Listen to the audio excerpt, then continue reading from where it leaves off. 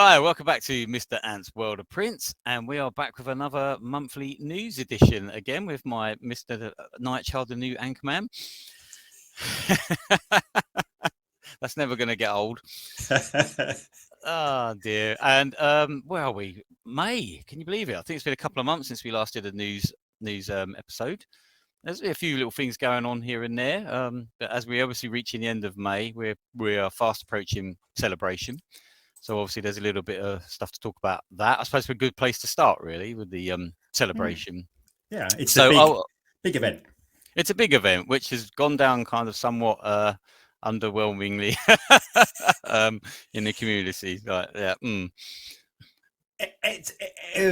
trying to think of this. It's been a mixed response. Shall we? Yeah, is that what they say?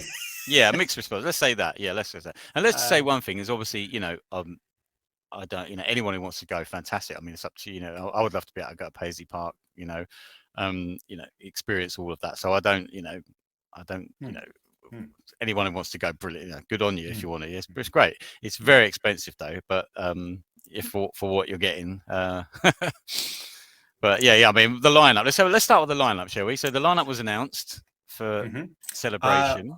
Obviously, Mr. Ant sadly doesn't pay me enough, so I can't go. Yes, the performing artists. I shall read out who we have. We have technically first on the bill. So heading the bill is Stokely, followed by we've got Sounds of Blackness Choir, Shelby J doing a concert, The Steels, DJ D Nice, DJ Rashida.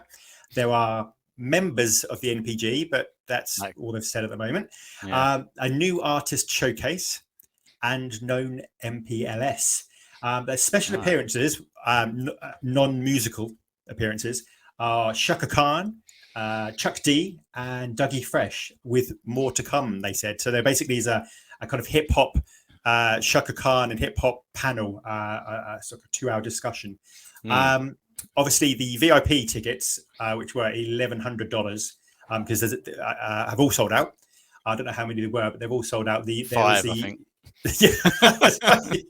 There's the Diamond track and the Pearl track, which are identical, but they're just split in different sort of times. But yeah, I mean, in terms of what's actually happening, I mean, this is just looking at the Diamond one here. Obviously, VIP on the Thursday, Friday, Saturday, and Sunday. The Thursday Diamond ticket holders for the VIP, the 1,100 quid, the elite are they've got the museum experience and the studio sessions and a VIP meal on Thursday. And there's the celebration launch party at the hotel. Friday is quite interesting. You got the Prince concert footage, an hour of Prince concert footage, which will be really interesting because the two things that are most interested for people not going are what concert footage is it, and also there's the teaser of unreleased music. So there's an hour of that, followed by a 2-hour Shaka Khan and hip hop panel discussion. Got an hour of a new artist showcase. Then at 2 p.m. you've got the Shelby J concert there, because basically I think it's swapped them about. So one day you get the 2 p.m. concert, I think, and then you get the 9 p.m. depending what track you're on.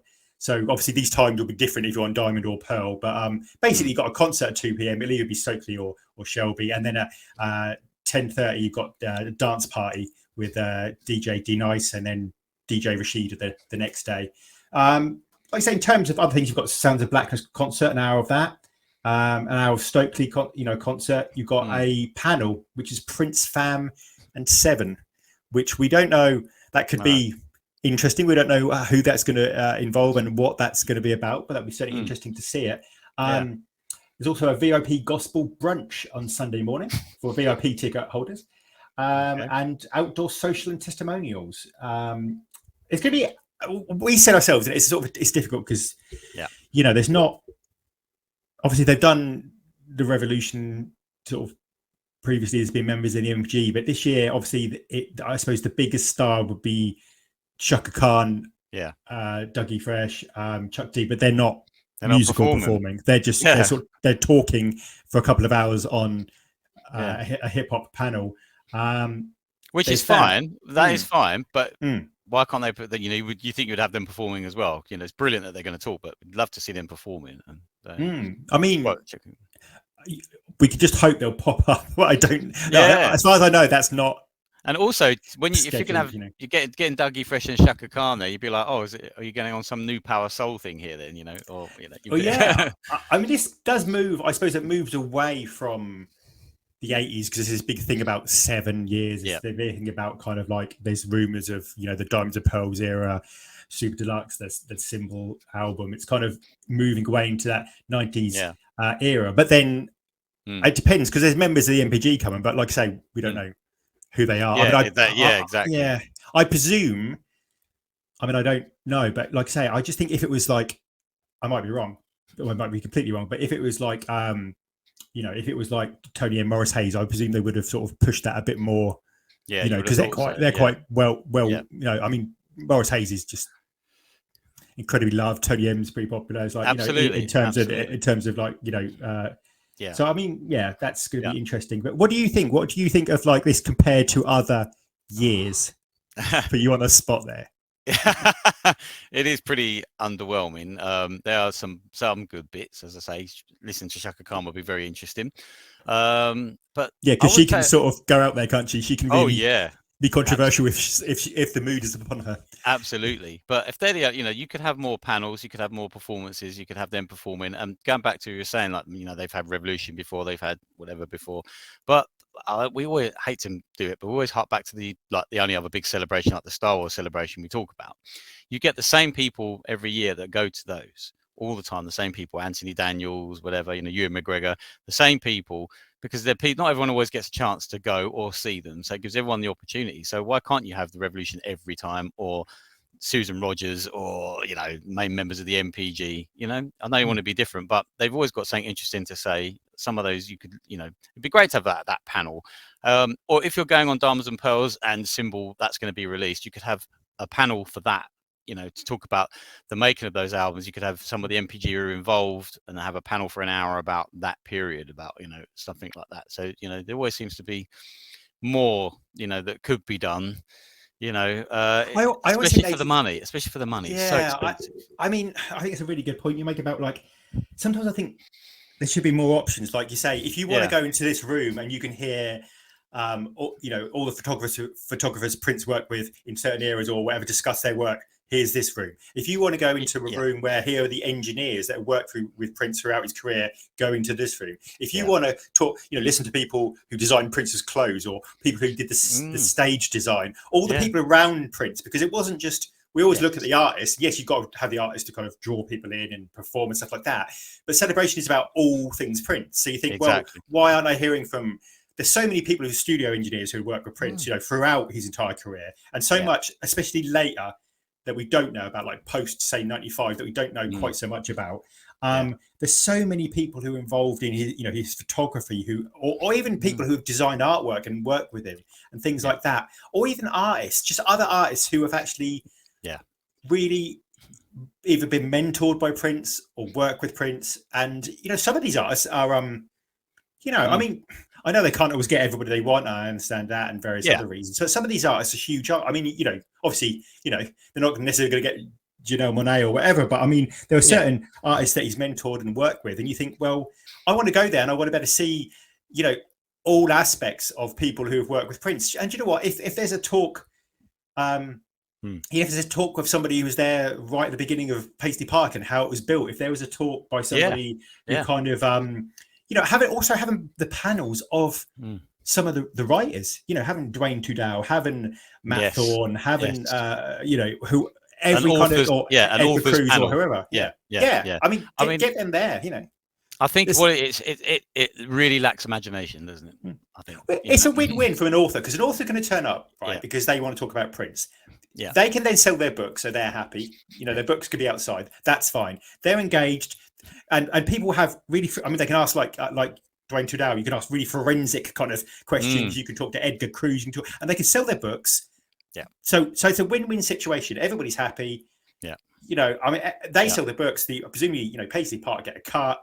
You've got people, and you've got choices. You say, well, do I want to, you know, sort of go and see what Jeff Katz has got to say, or Martin Homent, or Afshin Shahidi, or, you know, I want to see. It's endless, Oh yeah, I mean, that's the frustrating thing. Just that, because Afshin Shahidi, when we've heard him talk, it's more than a photographer, because he was so close to Prince, and the kind of work he did with him and the experiences he had. He could tell you a story every time he talks. You learn something new that you didn't know, and these experiences you had. You think those are experiences that A, will get forgotten and lost if we don't have that, but B, just bring in everybody. You know, absolutely. There should that's brilliant. I mean, there should be 3 or 4 panels a day, every day, of all of this stuff what we're talking about, and it should be live streamed. You know, what else could you have? If you were saying earlier, there's a big gap apparently between one bit, like 4 or 5 hours, where there's nothing. It ends, and then there's a dance party in the evening. I think that's the thing. What they've done is because of this Diamonds and Pearls, because they've split it, they've kind of it's kind of left these gaps where depending what you, I mean, obviously I presume you go off and do something else, but you feel it's a bit truncated, like the Diamond Pearls. Say you want a diamond ticket, you 2 to 3 p.m. you've got Shelby J, and then 10:30 p.m. you've got the dance party. So I mean, I presume they're putting, I don't know, but they haven't put anything down. I presume there's other things you can go off and do, but even so, you think if you're paying that much money, I think you really should exploit the amount.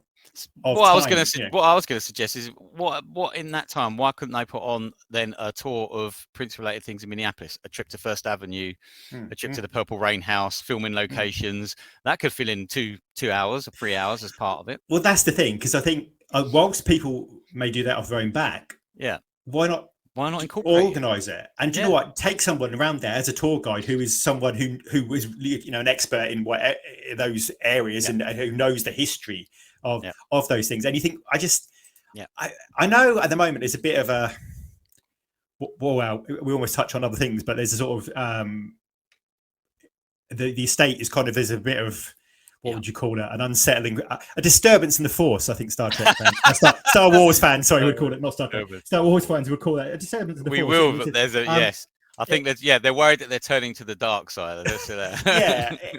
It's obviously, Londell is in position. There's concerns being talked about by Sharon, and it's you feel it's a bit in flux because we thought it was all settled, but it's not really settled because first of all it's split 50-50 pretty much between the family and the thing, but then and the record company. But then even then, the family side of it is there's some conflicts going on. So I don't know if this is kind of a bit of a result of that. I mean, the one thing I will say, to be fair, is that I think, from my personal perspective, that Paisley Park themselves have performed better recently than the estate as a whole.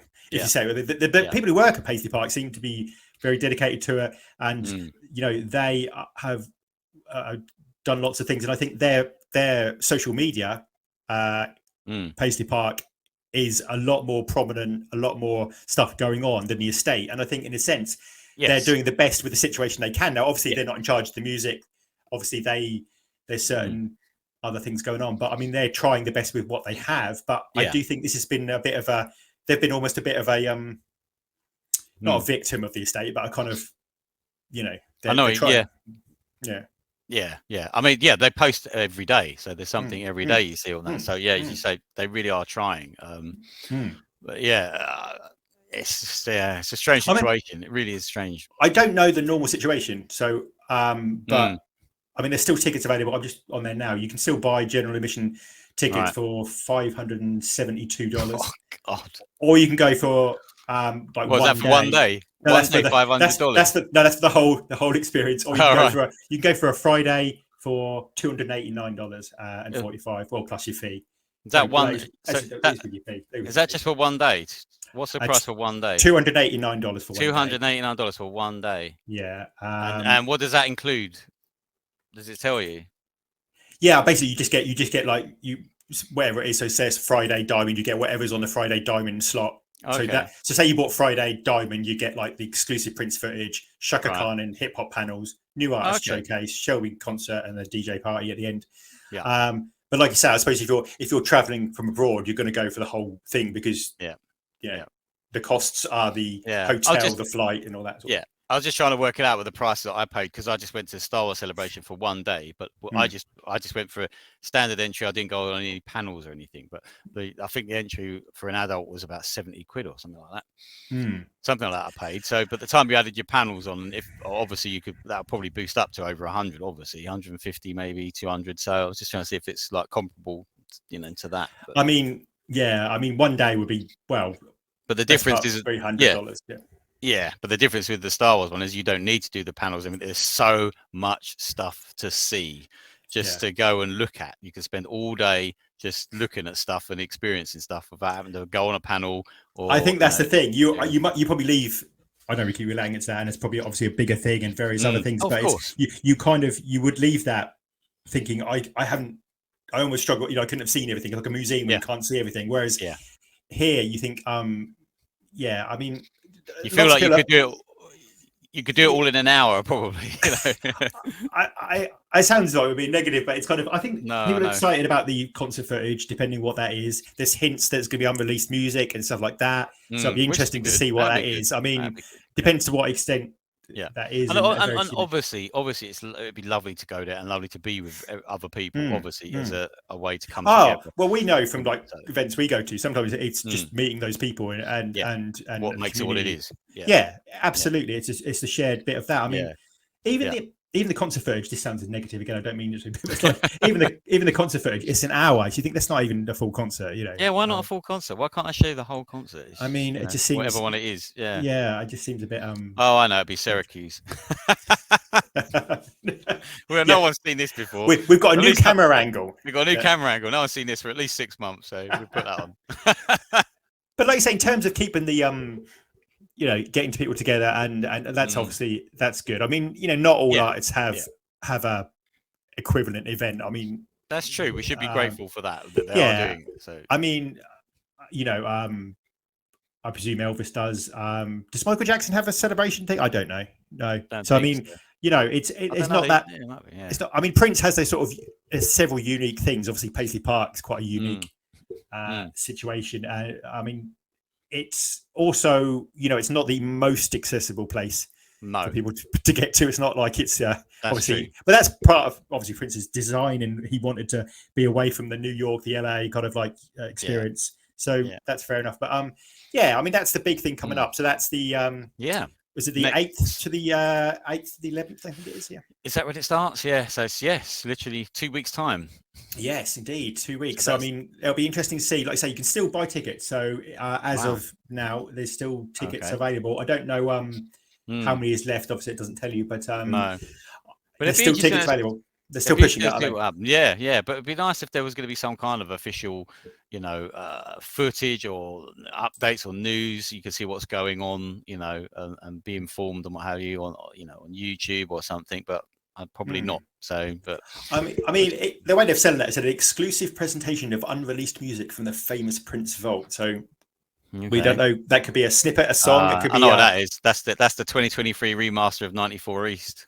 That hasn't come out for another couple of days. It's like exactly. I need another copy. Yeah. The other thing we've mentioned is they didn't put it in the thing, but they said because they haven't actually put a specific mention of it on the schedule, but it is on the front page where they said it will also include a special Prince legacy tribute to one of the founding members of Prince's New Power generation, Rosie Gaines. Oh, so, yes. So what's happened about that? Is that actually? Well, I think Lundell was asked, and I think he said it's included in the streams, but they haven't sort of put a specific thing. But there will be a tribute to Rosie Gaines. I think from what I read, is it her daughter is attending? What form that will take, I don't know. But that's interesting. The Minneapolis choir as well. The Minneapolis known MPLS choir will be. It's sort of interesting to see those things. I mean, Sound of Blackness, obviously, they were on work with Prince a few times. So I mean, it'll be interesting to see. But like I say, I think the hip hop legends panel will be interesting to see what they say about Prince. You've got some big names on there. But like I say, it's a shame to sort of see Shaka Khan, Chuck D, Dougie Fresh. I mean, come on, get on the stage. But it's a shame, isn't it? It's going to be interesting. But I think there's potential for it to grow. Yeah. The only downside I see is, like you say, you've got to attract. There's two ways you do it. You either attract people who will go every year, no matter what, and often I think there will be some that do. Often the VIP tickets sell out quickly because I think there are people who say, "I'm going to go, whatever, doesn't matter. I'm going. Doesn't matter what's on." And but then you've also got to attract new people each year. Yeah. Now some people will say, "Well, I can't afford to go," or some people will say, "Well, do you know what? I want to go once. I want to have the experience, but I don't necessarily want to go every year." And I think you've got to kind of engage new people, and that's going to be the challenge to keep this going, because I presume, I mean, that this is, you know, Paisley Park's payday. I mean, although they have tours during the year, this is the thing that probably brings in. I can't believe the tours pay that much. You know, no, they're not hugely expensive. No, exactly. And you know, eventually interest wanes and something like that, doesn't it? Unfortunately, most of the people in that area probably, you know, have been there countless times, whatever, you know. So that's not paying the bills. I mean, hopefully it might be one of those things where if they make an announcement here. Because Celebration is a great time to make an announcement. You know, this is coming up, this Super Deluxe, and hopefully that will be something that will come out of it. You know. Well, we think, you know, the general consensus is obviously that those leaks of Diamonds and Pearls symbols obviously put a spanner in the works and push things back.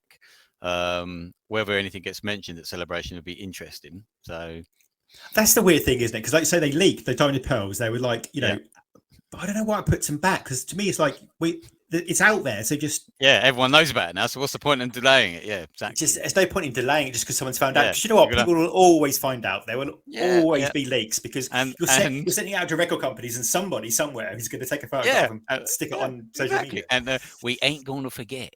No, don't matter how long you leave it. I mean, I don't see the point of delaying. It's stupid. No, so and then I think also next month we've got a Gold Experience coming back out, haven't we, on vinyl as well, in June. Is it June as well? I do believe. And I think they've is it Come as well, and yes, The Truth as well, was it? The Truth. That's been re-released, isn't it? That was a Record Store Day release, wasn't it? A couple of years ago, or a year, when that was. So I think they're sort of pushing out the vinyl. I mean, we've always said you want the first thing you should do. The first thing that should have happened is every album should be available on every format, which means every album is out there on Spotify. Every album is out there on vinyl if people want to buy it. Every album's out there on, I don't know if people even buy CDs anymore, but every album is out there in digital. Every album that Prince officially released should be the baseline. Yeah. And I agree with that. And that's why I do always get annoyed when people complain, "Oh, not this again. What's that?" Because it has to be out there. You know, they need to release them. I know we want new music. We all want the music from the vault. We all want the special deluxes, all of that. But it is still vitally important that the whole back catalogue is released and out there. And not all of them are. Not, you know, and some were only limited. And then they stopped and you can't get them again. So that, you know, when these come up, don't just go, "Oh," it's like, just accept it. It's important that they're out there, because someone needs to be out walking a record store and see that there's 30, whatever it is, 38 studio albums by Prince or something stupid like that, you know, and they're all there, you know, and you can buy them. That's how it should be. You know. I think that's the thing. I agree. I was so happy when they kind of pushed out Rave into the Joy Fantastic. I think albums like Slaughterhouse, Chocolate Invasion, things like that get overlooked. I was glad to see The Truth out there. Like I say, I always want those things out there, because like you say, that might be someone's gateway into Prince. Maybe exactly. You know, they might pick up some. I know some people who've got into Prince post 2010, and they kind of got into Prince, and they you know, they were kind of getting in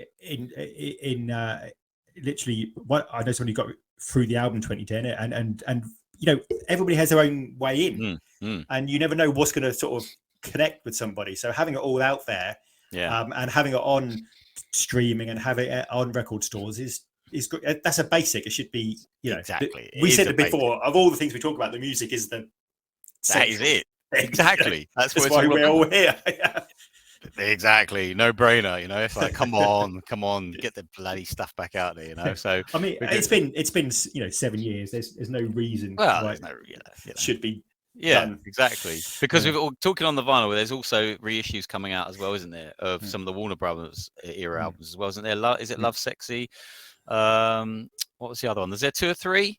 Did you say it was not UK? They're not UK, I don't think, were they? I don't think the UK releases you got if if I remember rightly. But I was trying to think what albums it was, because they were doing reissues, weren't they? A few years ago, wasn't they? The early albums were reissued, weren't they? I think up to, I know Dirty Mind was, I think Prince album was For You. Parade was, I know that was, wasn't it? And that's the thing, to work through, just get them out there. I mean, obviously there's a big resurgence in vinyl, and I just think, that's absolutely. I mean, streaming was obviously better because Prince himself wasn't. Yeah. I mean, other than his relationship with Tidal.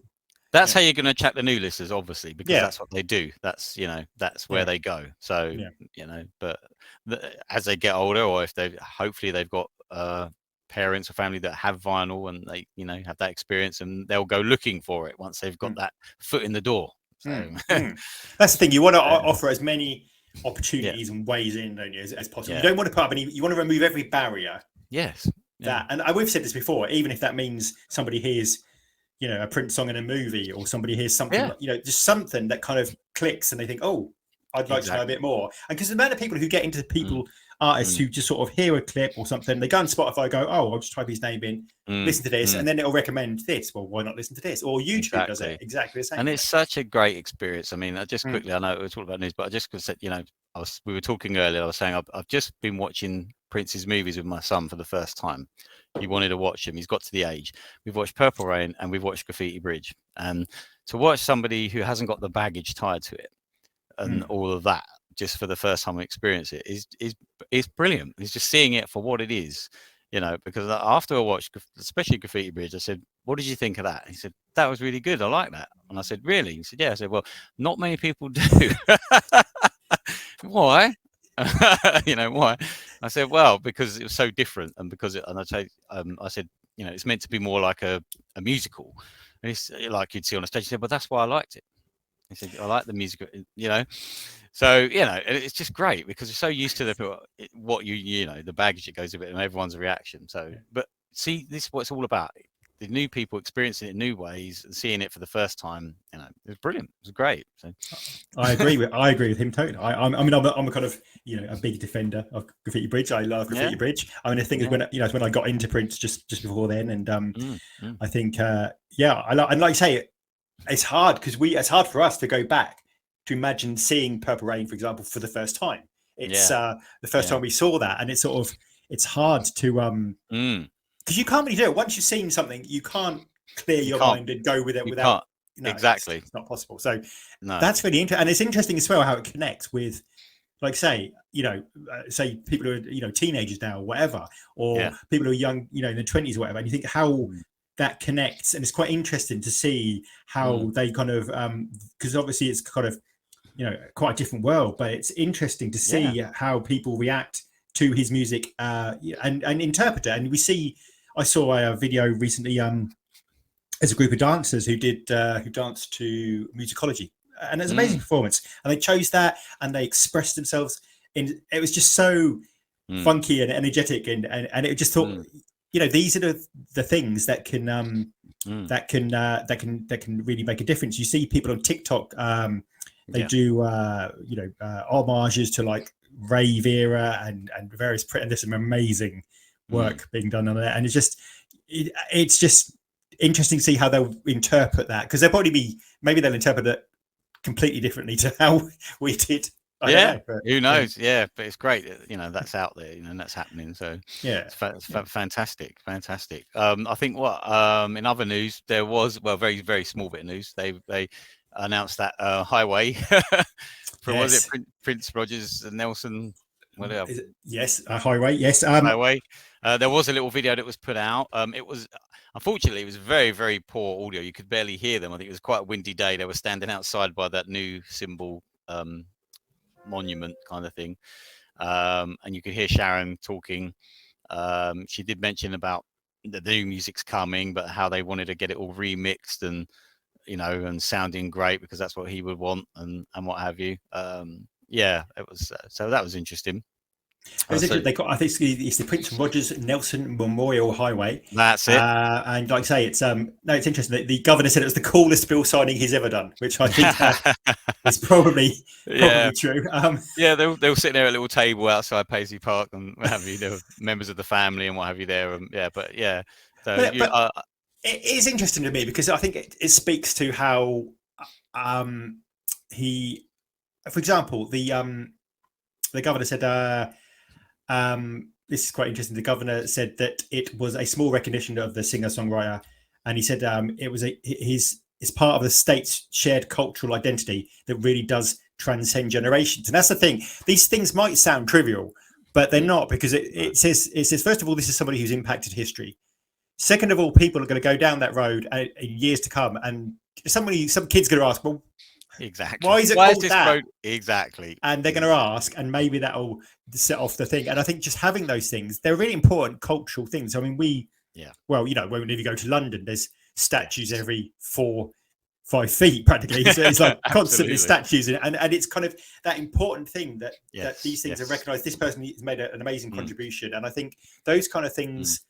And he was also very specifically connected to Minneapolis in a way that a lot of artists aren't necessarily connected. They might come from a certain place, but they often move to they move to, like, you know, certain other places, whatever. But Prince was very, you know, he could, like say, he could have set up in LA, he could have set up in New York, he could have gone to London or whatever. But he was very proud to be from Minnesota, and he's very proud to kind of create that. And I think that impacted his music, but having that isolation and that freedom.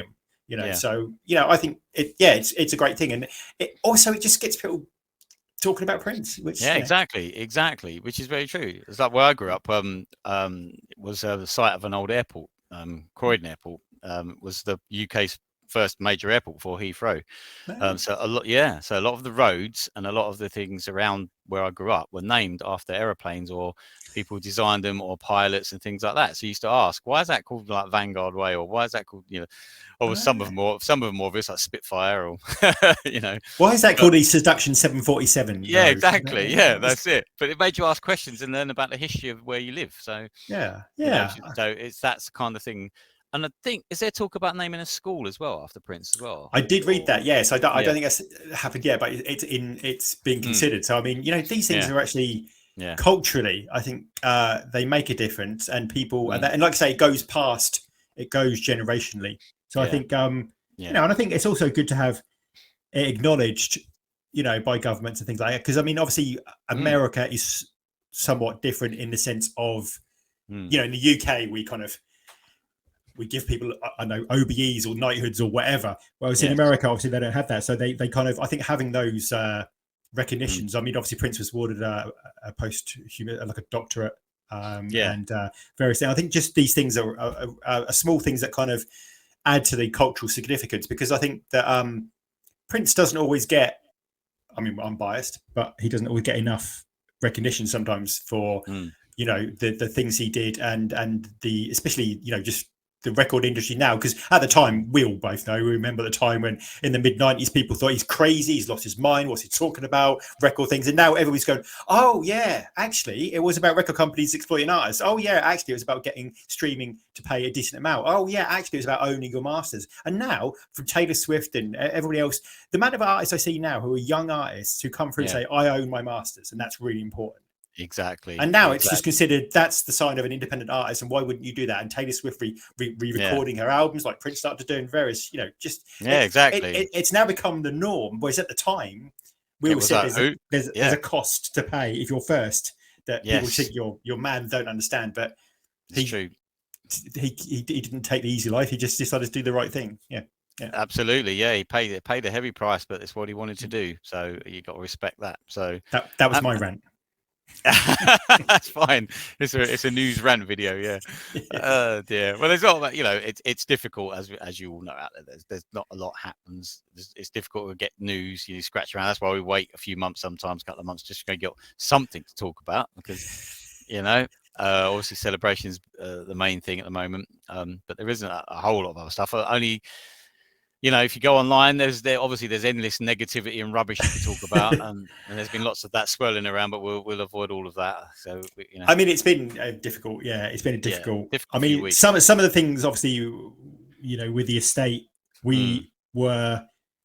I think somebody said it was like seeing your parents argue in front of you. You don't necessarily want to see the ins and outs of disagreements that everybody's having. Obviously, everyone's got their own viewpoint. Probably everybody knows a bit of the picture. And I mean, on one hand, you know, we've said before, we like figures from the estate to be accessible in a sense and to answer questions. But then on the other hand, like I say, there's been a lot of acrimony. They're not on the same page. I think everybody just wants everybody to be on that same page and move forward, because we can't waste time fighting each other when we have so much work to do, you know, and so much kind of stuff to get out there and stuff to enjoy. And it should be about, obviously, Prince, the politics of, you know, we don't. But I mean, I suppose that's the. But like, I think somebody, I think it was Darlene Nisi, possibly, who made the point that, and several other people have made the point that, you know, we are, in a sense, we are the community. We are the estate. Yeah, in a sense, we are the estate, because yes, we can't release unreleased record. Well, not officially, we can't do those things. But talking about prints, getting prints out there, engaging in social media, and you know what, the Facebook things, they're thriving. Like, you know, videos being posted every day. You know, photographs, discussions about prints. And I think those kind of things we can do. And yes, we rely on the estate to an extent to put new stuff out there, but we can still do our part, because there's so much about Prince you could talk about, and there's the Prince Twitter threads, there's the symposiums that are going on when they took. I mean, they remarkable one recently. They talked to Jill Jones, and it's just the incredible knowledge people have. You can really go into, you know, incredible detail. There's lots of people putting out more concerts of Prince online now than I've ever seen. I know. It seems to be like free for all at the moment. Yeah, so, no copyright issues there. You have to look at the Prince podcast, sort of doing what Prince did this week in certain years, and you know, there's a lot of the community, and the community are unstoppable, because that's the talent of everybody.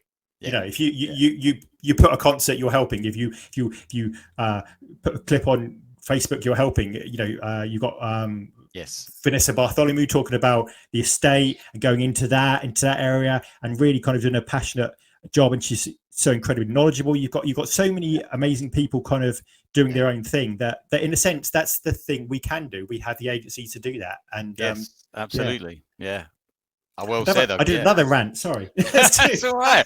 So that we should have just made a rant video, you know, whatever. Well, you know, it happens. That's fine. But no, I mean, I agree with everything you said there. Definitely, you know, a lot of it is down to us to fill in the gaps and to, you know. I'm still confident this year we'll get something. How do you feel? Do you feel we'll get something this year? I think we will. Yeah, I think we will. We're probably looking at towards the end of the year now, or maybe autumn. I don't know. Yeah. September. Something around September, maybe. Yeah. So what would you say? Do you think it's going to be Diamonds and Pearls? And I would hope so. I think we just need to get that monkey off the back, you know. It's like, because, you know, get it out there. It's been going on for so long now. It's just, we know it's done. We know it was done bloody 2 years ago, whatever. Let's just get the thing out there and move on. You know, move on to the next. You know, because it's just so much. So I mean, that's the thing. I'm in favour of the Diamonds and Pearls Super Deluxe. Yeah, I'm not in favour necessarily personally of putting the two things together. No, neither am I. No. I think they deserve their own treatment. I think there's so many things with the Love Symbol album. You've got the 3 Chains of Gold video. You've got the cartoon. You've got the videos. You've got, you know, there's so many things that I think you could do a decent Super Deluxe with all of them. Act 1, Act 2 tour. Yeah, you know, and I think if you just look at Diamonds and Pearls, just in terms of maxi singles. You know, the Get Off maxi singles, you know, Cream maxi singles, and like I say, a decent Diamonds and Pearls, all professionally filmed concerts, which we know are out there. They've been out for ages. Don't talk rubbish. No such thing. Never seen it. Live audio, and I think, you know, stuff like that. I think you could do some great pictures, because there's obviously great pictures from Diamonds and Pearls that we have never seen. There's obviously pictures that are you know, from various people, whether you know whoever would just grab them and you know, whether it's Randy, St. Nicholas, whatever. The pictures that have been taken that are clearly out there that would be great. There's so much you could do. So I think you're right. I think you know, let's get moving, because we were building up momentum. We really had good momentum. We were becoming the envy of other states. Do you remember other states getting criticism? I think the Michael Jackson estate got criticism and saying, well, they're kind of defending themselves at how the Prince estate were doing so well, and now it's stalled, and it's hard to build up momentum again. It's like you're starting from the bottom again. It's like, come on, and let's get it done, and let's have some transparency, and let's find out. It's like the Netflix thing. Let's find out. God, it's like everyone's sick to back teeth of it. It's like either do it or don't do it, and let's move on. It's like I mean, that's the thing. Is all these rumors about what is and what isn't allowed, and is it holding up all the rest of the music, and I mean, I don't even know what the latest is. You hear conflicting things. Yeah. God knows. There's never an official. Yeah. How far is it done? I mean, you've heard people who said, "Yeah, I've been interviewed for it," but that was ages ago, wasn't it? And you think, well, And then some people said I mean, I know some people walked away from it who were interviewed and said, "Well, I don't want to be part of it anymore because they didn't like the direction it was going." But like you say, it can't hold up other things. But also, that's a frustrating thing because you get on Netflix and millions of people are going to see it who aren't Prince fans, and that's going to be an amazing, if it's done right, exactly, it's going to be an amazing thing. I mean, that would be a huge, it could open the floodgates. It really could. It really could. Do you know, when you go on Netflix, they have various documentaries. I think I saw one the other week with Pink, for example. And when you see that and you see the behind the scenes and you see how that draws so many people in, millions of people, I mean, millions and millions and millions of people watch Netflix. That is a perfect gateway. And I think, well, if anybody deserves, exactly. Oh, it just, come on. I know. I don't know. Let's hope in another. Well, if we come back in a month's time or so, let's hope we've got positive news. It could have all changed. It could have all changed. It could be even worse. Yeah. Oh dear. They put in 12 different things and it's all fine. No. We got the news special edition. We got north, east, southwest, southwest. Oh dear. Don't go there. I don't know. Well, hopefully we'll be able to come back maybe in July and we can talk about celebration. Hopefully there'll be good stuff to talk about. We'll have some more news, hopefully, and some positive. I would like to say for everybody going, we hope we want to see the pictures because that's another part of spreading the Prince word. Just put your pictures out there on social media. We want to see, and we want to see your experiences. We want to see your ideas of how could you make it better, what was good, what wasn't good, what worked, what was brilliant, what didn't you expect. We want to hear all that. So you are our no-name reporters, as they say. Exactly. Get out there and chaos and disorder. The chaos and flood social media while you're out there of everything. That week of celebration, I just want Prince to be trending constantly. Like mad. Let's flood social media. Everyone is out there. Do what you can. I hope you have a brilliant time and as you just said, share it all and talk about, as you say, what could be better, what you enjoyed, what put it out there for everyone, because it'd be fascinating to see. So look forward to that, and hopefully let's get some live streaming up from people, anyone who's out there who's got a channel or has got a a means to put it up there. Let's just see what you can get away with. You'll be people with Google glasses, sort of like they're putting the Google glasses on, going, I'm watching the concert. Really. I'm watching the concert. Copyright. I think that could work. I mean, I really hope everybody has just an amazing, have a great time. Because it is a celebration, and that's the point. It's supposed to be about Prince, and Prince would want you to have a funky time to enjoy yourself, and that's the important thing. And do you know what? It's about the community. That's the main thing about the community, and hopefully some people will go for the first time and really it will change their life. Yeah, absolutely. That's a great positive note to end this news episode on. So that's brilliant. Hopefully we'll be back soon with another news episode. And until then, just keep it purple. Bye.